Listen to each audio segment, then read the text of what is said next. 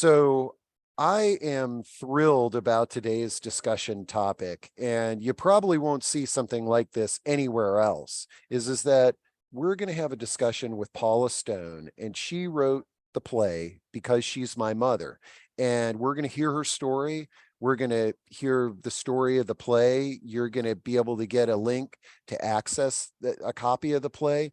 But I personally would love to see the topic of aging in more performing arts, whether it be documentaries, whether it be plays, whether it be improv performances, because I think when we basically when we see a performance, it enables us to now have a dialogue with our loved ones. And that's one of the most difficult things that we face as caregivers. So, Paula, first off, welcome. I've been looking forward to this for quite some time. And before we dive into the play, let's get to know you a little bit better. Tell us a little bit about your background. And I guess that conversation can kind of lead into what made you write this play and what the play is about and how we can access it.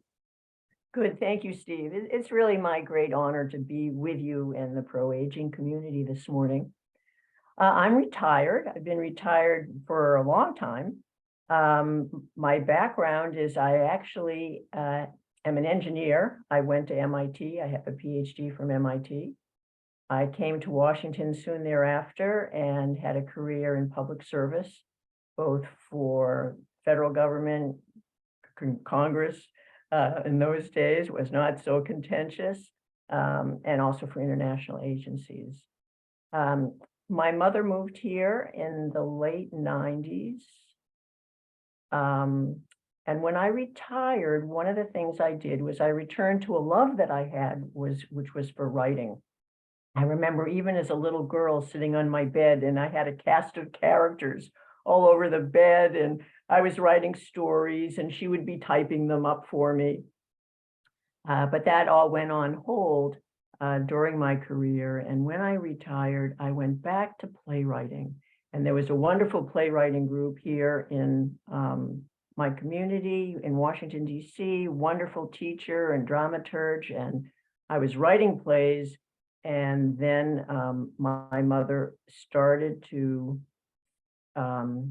fail. This was in now already the 2012 or so. She died.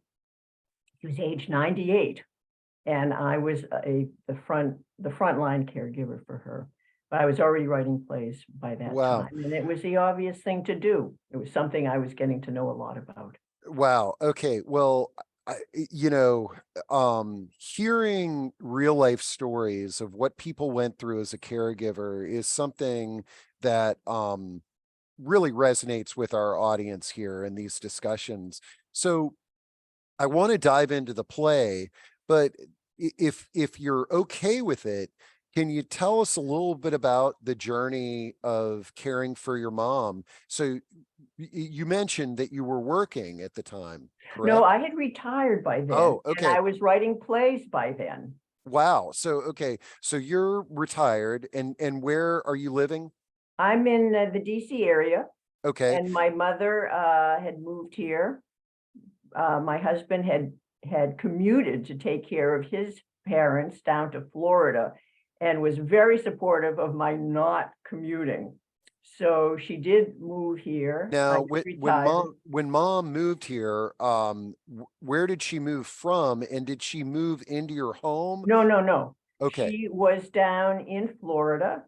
We moved her to the Washington area.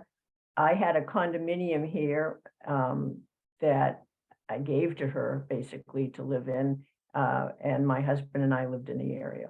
Okay, Yeah. great.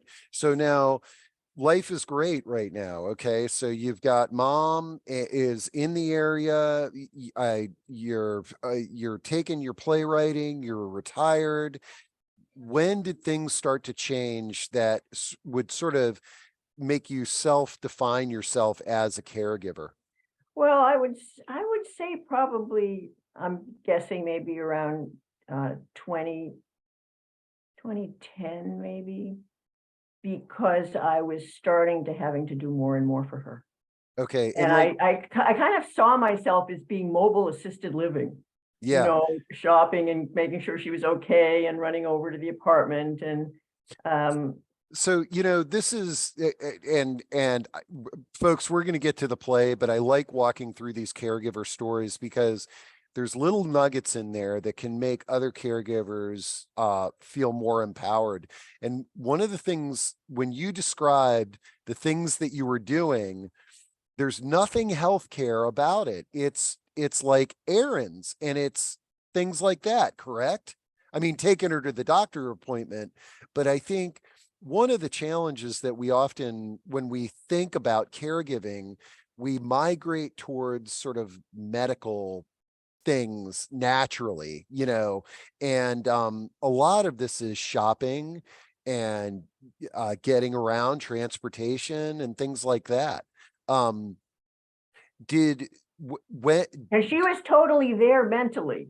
And I remember having conversations with her later in her life where she, how did she feel about being mentally aware of what was happening to her, as opposed to so many other people who have challenges with their parents that are not totally there. And she always cognitive? said to me she was glad she knew what was happening. That's great. And I don't know. It was well, hard. let's talk about that. So I'm assuming there was some healthcare issues that your mom started facing. What did those look like? Well, she had a couple of falls.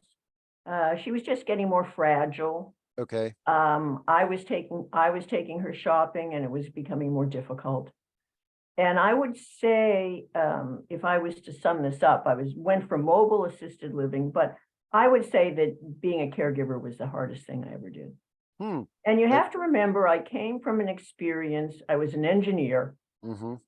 I was used to an experience and a career where I knew if I worked hard enough, if I worked long enough, if I got all the resources together that I needed, I could fix the problem. Yeah. I could solve the problem. And suddenly I was in an experience that, what is the end game for this? My mother was going to die. Yeah. I mean, that is the vulnerability. That is the nature of all of this, is that you're face to face with the reality of what it means to be human, which is to grow old, to become sick, and to die. And this was not part of my experience. My own father had dropped dead when I was 25. I was overseas at the time. I didn't have to face any of that except just the shock of it. And now I was in an experience that was totally humbling for me, that Man. I had to figure out a different way of being with myself, with her, with the nature of life. And And yeah, man, you said a few things there that I want to hone in on. Is that number one is that this thing that we called life is not a math equation. Like, there's usually one or two ways to solve a calculus problem. Okay. There's really supposed to only be one, I think, right? Uh, that's and fine. so many of us, we want to make our life a calculus problem. I'm going to do this, I'm going to do that, I'm going to do this, and this is what's going to happen. And the you just sort of stated, I mean, no matter what we do, how much we plan, how healthy we live our lives, we may wake up one morning or not wake up one morning or get hit by a bus or what have you, or have a more drawn out health issues as we grow older that sort of put a strain on our support system. And I would add something to that too, Steve. When we're growing up, we learn certain strategies for how to deal with situations that are uncertain, that are threatening, that are scary. We learn how to protect ourselves. And some of those strategies include getting busy with work, numbing ourselves, getting angry, walking out, shutting down, going AWOL. There are all kinds of strategies that we use and have been using to protect ourselves. And they made sense maybe at one point in our lives. And then we get to a point where, are these strategies really working for us as a mature person, as an old, as an adult son or daughter? Is this how we want to be with this experience of life? And I was also very fortunate. Another piece of the puzzle for me is when I retired, I also became interested in mindfulness. Now, I'm a person who's always lived in her head. Many people have always lived in their heads. And what mindfulness did for me was it enabled me to kind of get out of living in my head, which is living in the past, or we're projecting into the future, or we're making up stories about how life is or should be or could be. Mindfulness helped me to start practicing to see what's happening clearly as it's happening in the moment.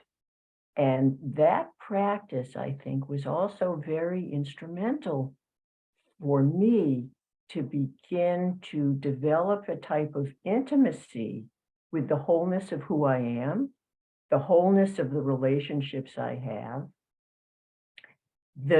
a sense of relationship with the nature of life that wasn't about planning and strategizing and doing formula calculations.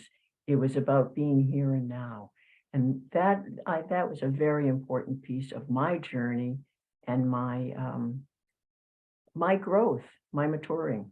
Wow. You're, I know today you're going to be an inspiration to us in terms of being a caregiver, but just in the way that you have reinvented yourself in retirement, and attention to mindfulness and creativity are two very healthy practices. And I want to read this comment that Patricia Dubroff wrote. She said, as an advocate of using creativity to heal, Paula's playwriting gave her that balance through this experience, and her gift of this play helps others learn about the relationship from transitioning parents. Thank you. And she also comments, we plan our lives, yet anything can happen. But that's why we have to plan. We can't give up on planning, because it helps us prepare for the future. And there's a wonderful expression, Steve. Planning are temporary measures we take until whatever happens, happens. yeah, yep. So you plan, but I hope you have a plan B and a plan C, and it might be that none of those things happen. Did I ever think my mother was going to live to be 98? For example. No, this is great. So, okay. So we got a little taste of your personal caregiving experience, your attention to mindfulness, and the fact that you had this little hobby of playwriting. And I tell you what, as you were talking about your personal caregiving journey, it almost sounded, it sounded like something out of Hollywood to me for whatever reason. So tell me, what inspired you to write this play, Because She's My Mother, which I've dropped the link to in chat. And tell us about this journey that you took and some of the stories that this play tells. Right. Well, I started writing the play really because I was writing plays, and it was a natural thing for me to be writing about. Even as a little girl, I kept journals, I had diaries. I was always very introspective and always had an interest in what makes people tick. And I started writing not really with the intention of writing a play that was going to go anywhere, but as much to begin to sort through, to begin to untangle my own feelings about what was happening. There's such a spectrum of feelings that one has, and it can be confusing, it can be frustrating. And so it was just a way for me to sort through things. I was in a very supportive playwriting group, the, and they began to help me really craft something that would have what we say is legs, something that would perhaps be of interest to other people. The very first draft of this play, I looked it up in preparation for today, was 2011. Next drafts were 14, 15, 17. I got my first copyright, 18, 20, 22. You know, it's not like you just sit down and write a play and there it is. The initial draft's the easy part. It's the editing and the re-editing, and characters were in the play, characters left the play, scenes were in the play, scenes left the play. We had readings, what we called in-house readings. We had professional actors come in and read it to small groups of people.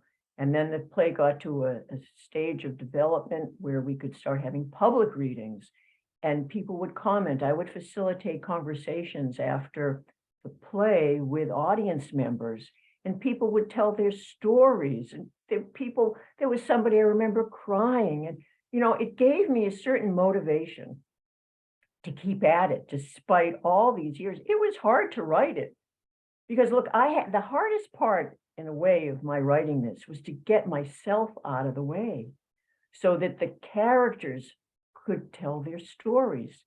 I was writing, in addition to the play, I was writing biographies of the characters because I had to know these characters really well so that they could tell their stories and they could interact and it could tap into that universality that caregiving is. There's a wonderful quote from Rosalind Carter, and she said, there are only 4 kinds of people in the world: those that have been caregivers, those who are caregivers, those who are going to be caregivers, and those who are going to need caregivers.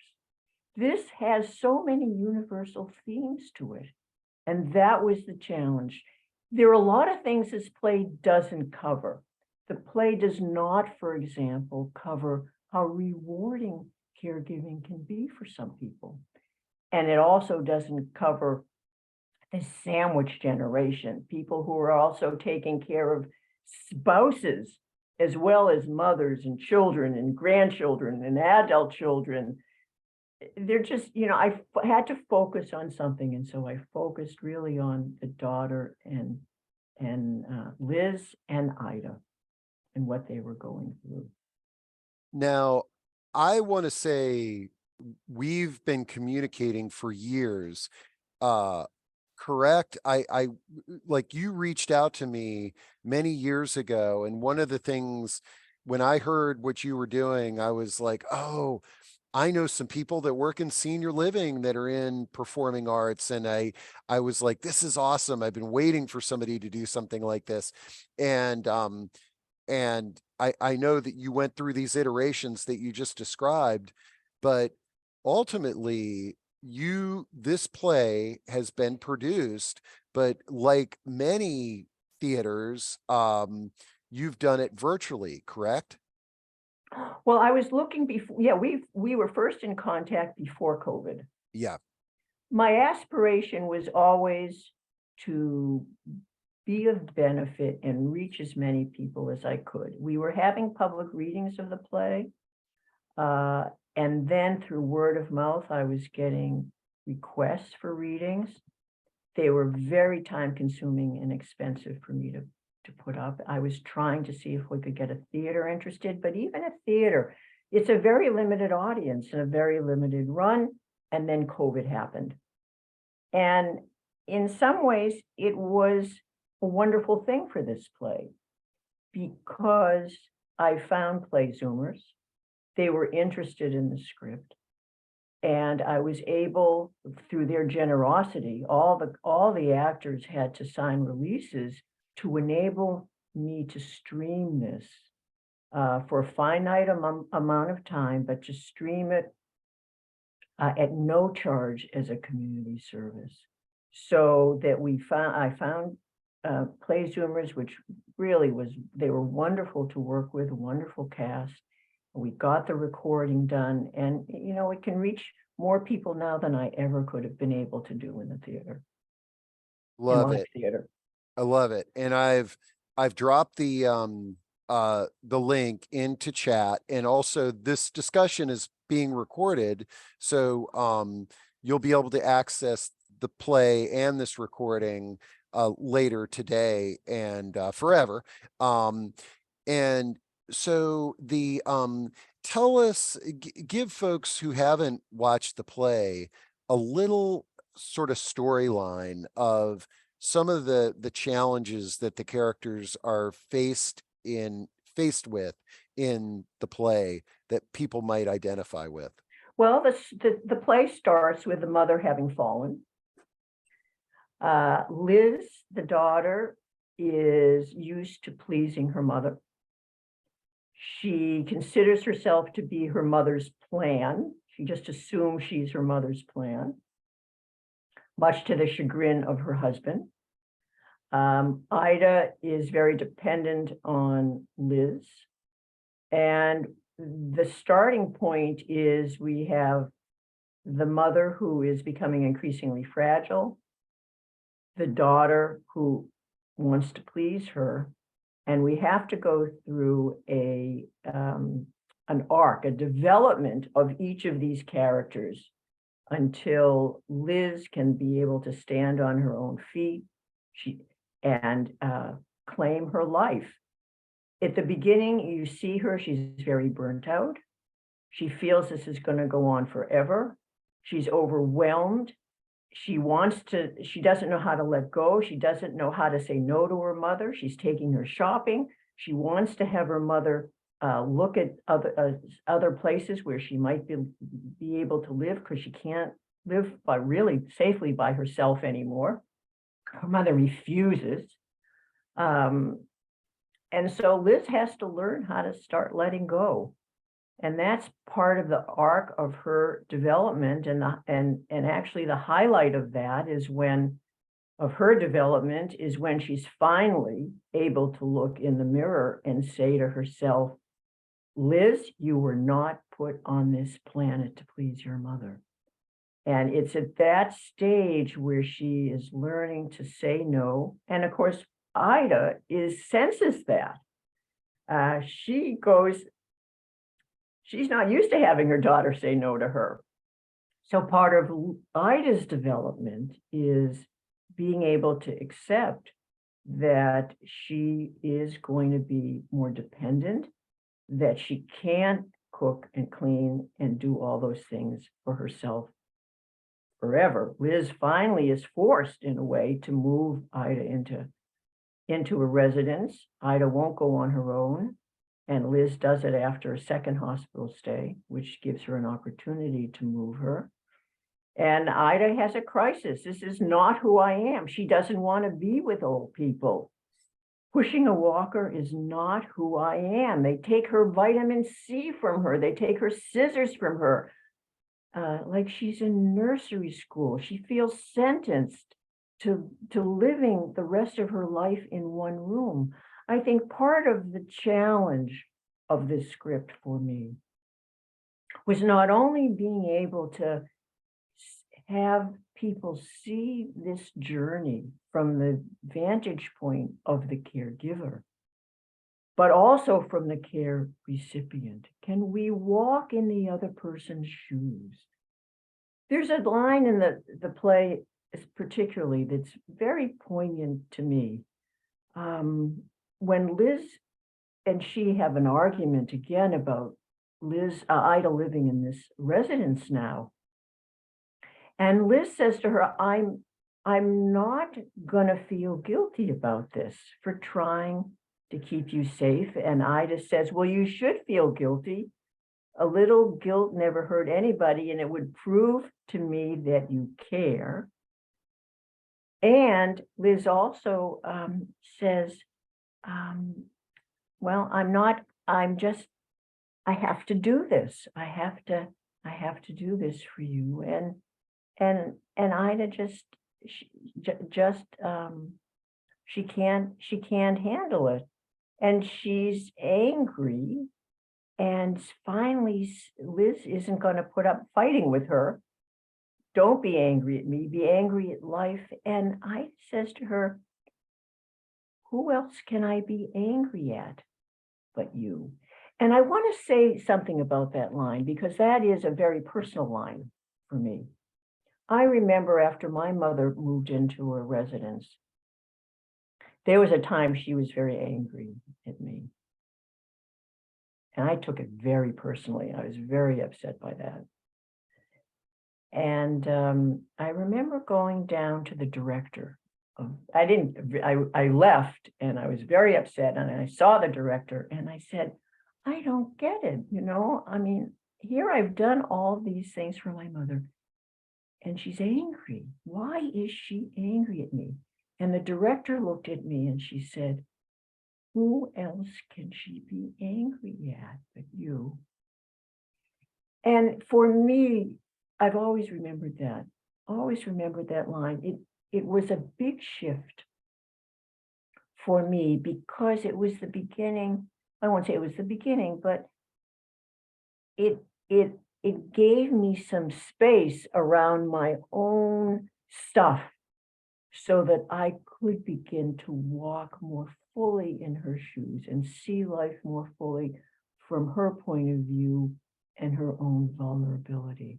And this is the journey Ida takes, to be able to face up to her own vulnerability. I think I kind of left your question behind in the dust someplace, but I would say that Ida's development, when Liz starts to back off, Ida feels that, and she looks to Norman.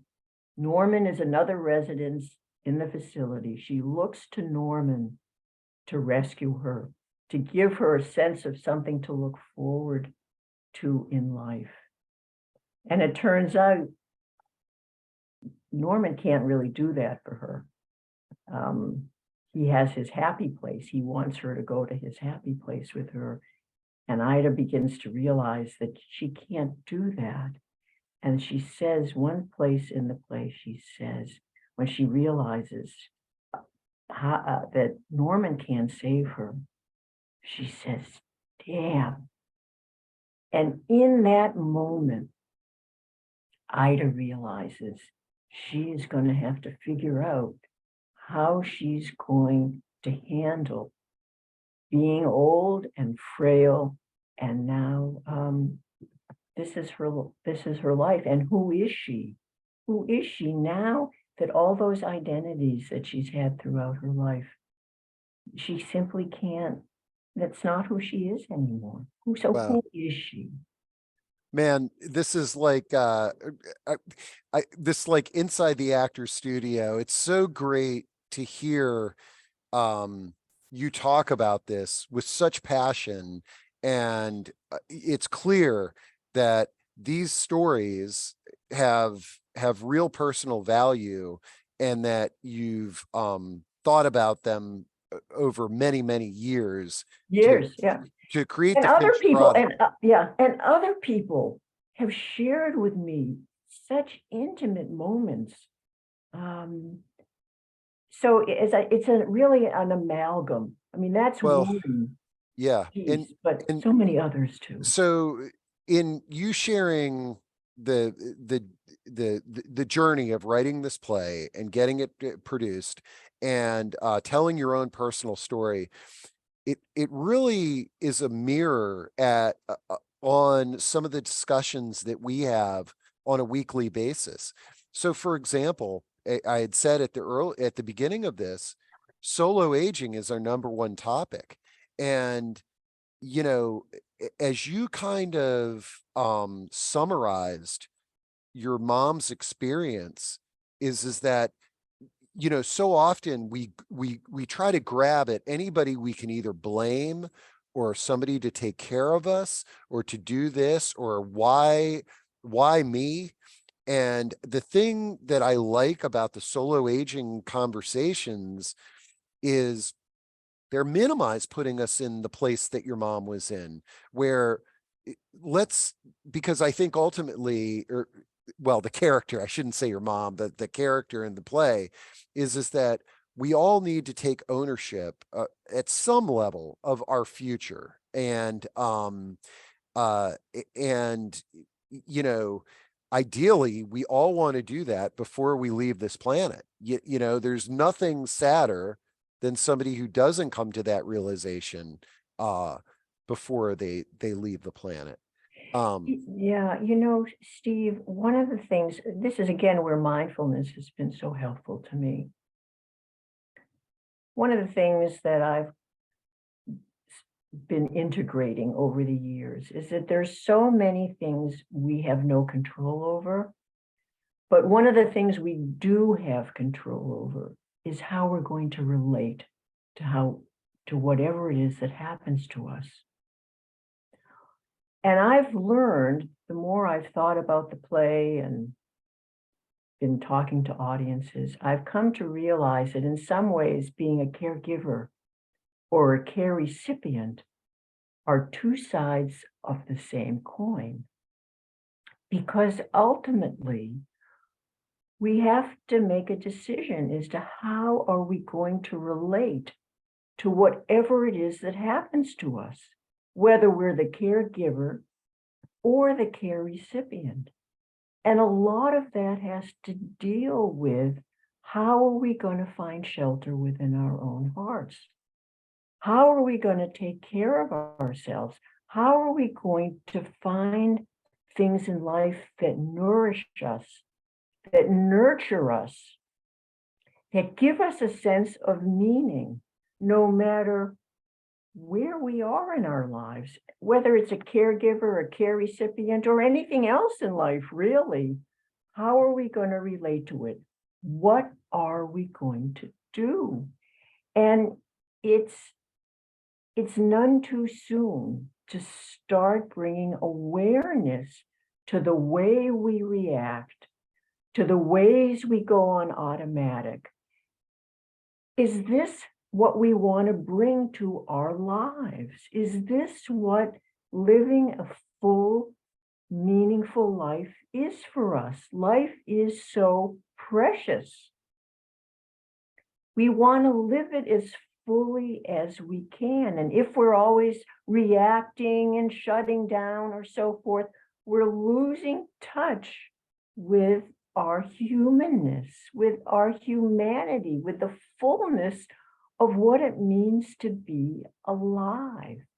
So it's never too soon to start cultivating the qualities that we will need to accompany us throughout our lives. And it has to do with patience. It has to do with loving kindness. It has to do with tenderness and spaciousness and bringing a humor if we can. Generosity. I saw an earlier chat from Patricia pop up on the screen, and Patricia has been really one of the great champions of me as a creative person, and I'm very grateful for that. But we have to learn how to manage this time of our lives with as much grace as we can. I mean, this is our humanness. And it's interesting too, as we practice this, and it takes practice. I mean, I've been doing mindfulness for years and I'm still practicing. And it is a practice. It is a journey. It's a journey of becoming more intimate with ourselves and our lives. And I want to say that part of the journey of the play for me was, how do I find meaning in my own struggle? Mm-hmm. How do I find meaning in this? And the play began to take on a life of its own, because for me, it was a way for me to find meaning in my own struggles.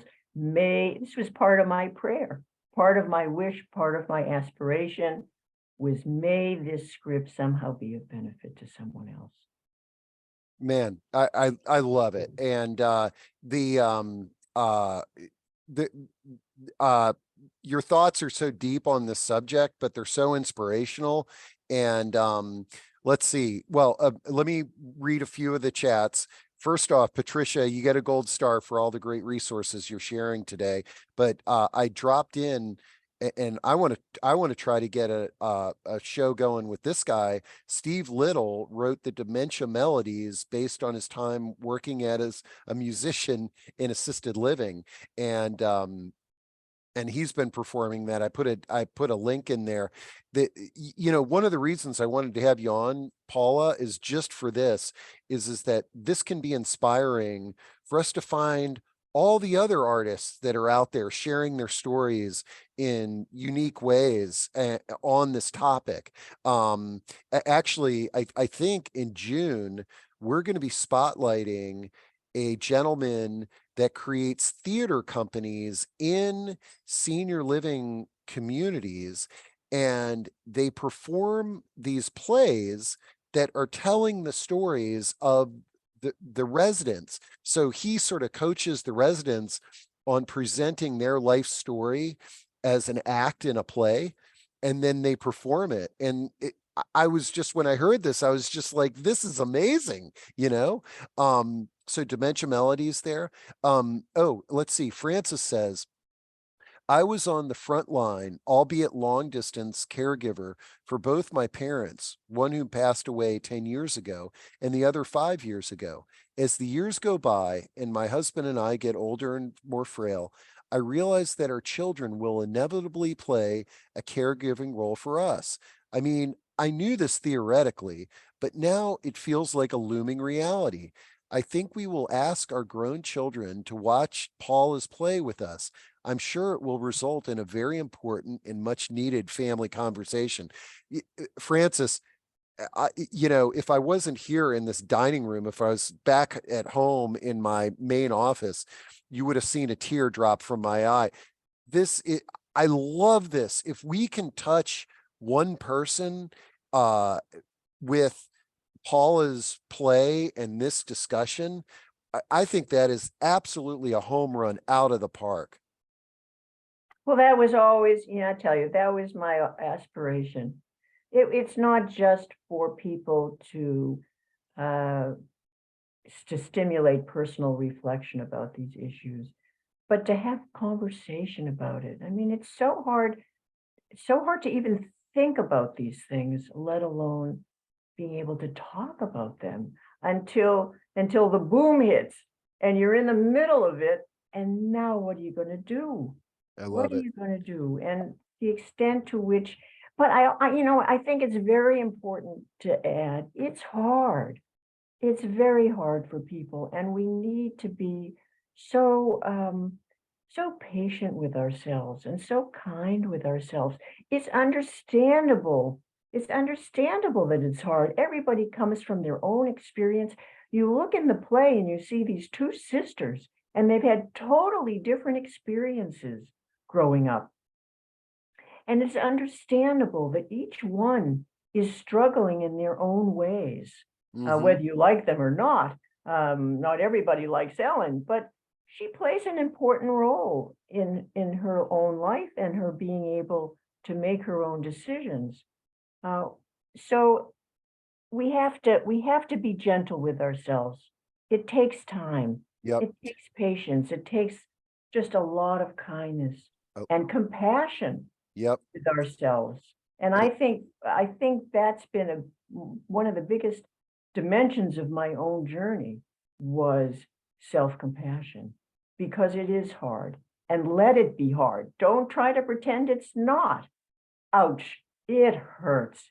And that's the starting point. You have to start wherever it is you are, and and then bring as much kindness and awareness as you can to it. So here Mary says, I totally relate. I am Liz. My mother is Ida, age 87. Also, I'm an engineer like Paula. My question to Paula is, did you have any siblings that could help your mother out?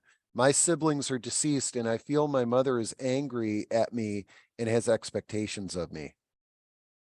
Yeah, my brother was not in town, and he did as much as he could. He had so many other commitments. And I wasn't always, I didn't always get that at the time because I was burnt out, and I have a lot more maturity looking back now at the situation, but he did what he could. He had a lot of things on his plate. I was local. I don't have children. It often falls on those children who I was retired. It was understandable that I was the chosen one for this task. Yeah, and Mary, you've talked about this a lot today, is that is who we're going to be angry at. And I think the tough thing is, Mary, I think you're probably a living, breathing example of this. You're the one doing all the hard work. You're loving her. You're doing what you should, and she's angry, and you're the only one she can get angry at. And it's, um, I don't, again, I think first, being aware of that. Second, if there's a way to have a dialogue somehow, it may take a third party to let us release that anger. Because, you know, Paula, the reverse happens too, is that where the adult child gets angry at mom, and mom didn't do anything wrong. She's just, she's got this, dementia. And it's so frustrating. But I really think, I guess if you could wave a magic wand, and don't let me put words in your mouth, but if I could wave a magic wand after hearing your story and the personal journey you've gone on, like, I'm envisioning you and your mother together in mindfulness classes together, experiencing that together, and what the aging journey might look like if you had two mindful people playing this game called life. I'm wondering whether one mindful person can be enough. And and I say that because there's a wonderful expression. I believe it was Woody Allen who said 80% of life is showing up. So what does it mean to show up? Okay. You want to bring your whole self to an experience. So what does showing up mean? Does it mean you only have to bring half of yourself to the experience and you're going to leave the other half outside the door? Or are you going to bring your whole self? You can have a long discussion about that, but I want to ask, what about the other 20%? What happens when you have shown up? What does that 20% look like? And I would not argue, what I've learned is that 20% has to do with just being a loving presence. It's not about bringing conditions. It's not about bringing expectations. It's not, in many ways, it's not personal. This is what life is. It's looking into the face of death. People who've taken care of their parents who are on this call, they've seen their parents not being able to brush their teeth, not being able to tie a shoelace, not being able to button a button. This is what it is, and it's not personal. If we can come just with an open, undefended heart, without all the ways in which we try to protect ourselves and keep ourselves from feeling things, if we can just be there and let our loved ones be seen and heard. That's all I think we've all ever wanted, any of us, from the moment we were born, is to be seen and heard. And when you can offer that kind of loving presence to someone, magical things start to happen. Wonderful things start to happen. And It's hard. It's hard. yeah. But And, you have know, that aspiration. yeah. And, you know, I feel that especially when somebody enters this world of elder care, this bizarre, wacky world of elder care, um, as much as we try to be progressive and take steps to involve them in this, uh, it has the opposite effect, that they're not able to be seen and to be heard on the level that we all aspire to at really one of the most important times in our life, because we begin to realize that, you know, I may not be around that much longer. And Mary, I know that there's no one answer to your question, but I love hearing Paula talk, and hopefully this gave you a few ideas and inspirations on how you can get unstuck with your mom. Paula, I hope you're okay. I dropped your email in to chat because I know your goal is, let's get this play out there, and let's get people using it and sharing how they used it with you, you know, and do more of that. So I hope it's okay for folks to reach out to you. I assume it is. Yeah, I don't want to be overwhelmed by that. I mean, Oh, don't worry. You're yeah. not on CNN. You're on Okay. Steve Okay. Gurney, I ProAging. think an important message, I think an important message of the play, I rewrote the ending a number of times. But the end, the one I had settled on was really the one that communicates the idea of don't wait. You know, here is Liz. If the last scenes of them together, Liz has finally worked up the boundaries that will enable her to go away with her husband for some respite. She's going to go to Hawaii, a place she's always wanted to go for her birthday.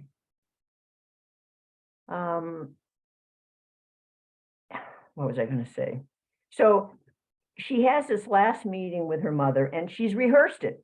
She knows what she wants to say. She knows what she wants to communicate. She knows how she wants that last meeting to go. And what happens? Well, she goes to see her mother. Well, her mother has a different script in mind. It's not the script that Liz had in mind. And what happens is Ida makes a confession to her about how she knew she had to move, but couldn't do it on her own. And Liz is so angry, so reactive. She goes into that automatic phase again. She can't even say goodbye. And so what does she do? She storms out. And it's not until she's in Hawaii that she's able to have the distance and the perspective to be able to say, it's not how I want it to end. This isn't how I want it to be. I want to be able to say that I love her, to forgive her. This is what I need. She's been able to somehow wake up out of this trance of reactivity and to say what she wants. And you know what? It's too late. The phone call comes in. Don't wait. It's hard, but we have to realize that we may not get other chances. How do we want to be with this? What will you do when you're in a situation that's out of your control? How do you want to be with it? Cultivate those qualities now with as much compassion for the other, for oneself, as you can possibly bring.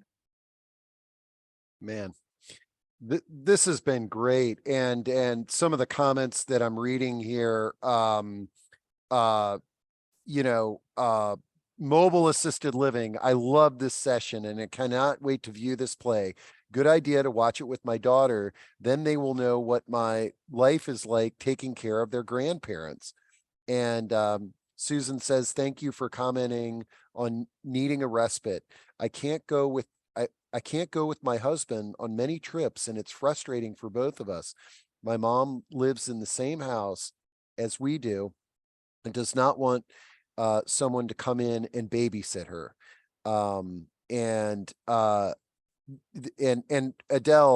Adele says, I'm too sad. This brought back so many memories. But Adele, I happen to know Adele, and she has children. And Adele, like, your play is not over yet. That is the yes, the memories of being a caregiver and what have you.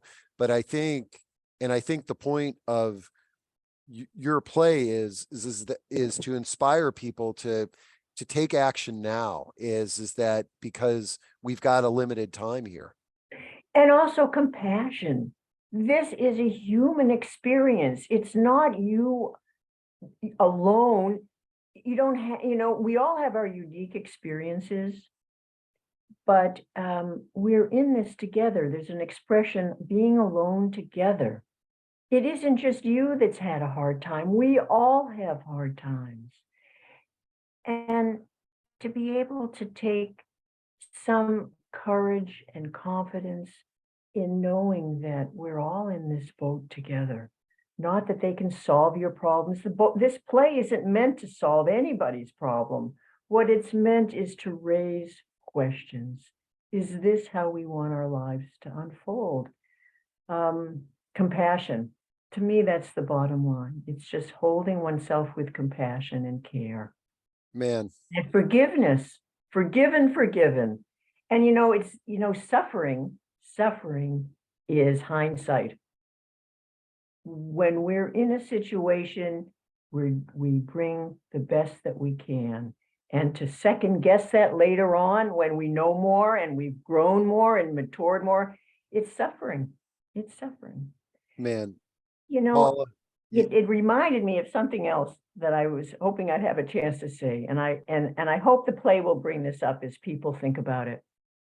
We use a lot of terms very loosely. Oh, I want to be a good daughter. I want to be a good son. I'm going to do the right thing, right? I'm going to let my conscience be my guide. I'm going to honor my father and my mother. What do those terms mean? What does it mean to do your best? What does that mean? To do your best can mean a lot of suffering. One has to be very, very mindful of the way we use these terms. Oh, I'm going to do this is the right thing for me to do.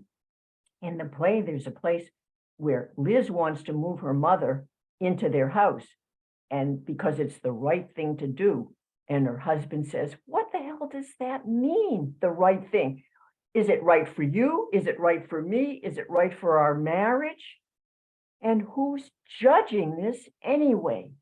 What does it mean to do the right thing? Ask the question, make that inquiry, delve into that. What does it really mean to you? Or do your best.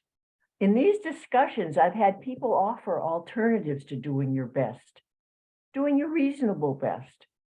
Reasonable best, it gives you some space to balance your life. Your life is going by as you're being a caregiver, it's going by as well. So being a good daughter, what about being a good enough daughter or a good enough son? What does it mean? I'm not answering these, but I would say before we just automatically use these phrases, stop, pause. One of the most powerful things you can do that I've learned is to pause and pay attention to what you're saying, what you mean. Take a full couple of deep breaths, feel your tushy on the seat, feel your feet on the floor, get yourself grounded into what it is that's happening now in this moment and what it is you're bringing to this experience that is perhaps not being loving to yourself.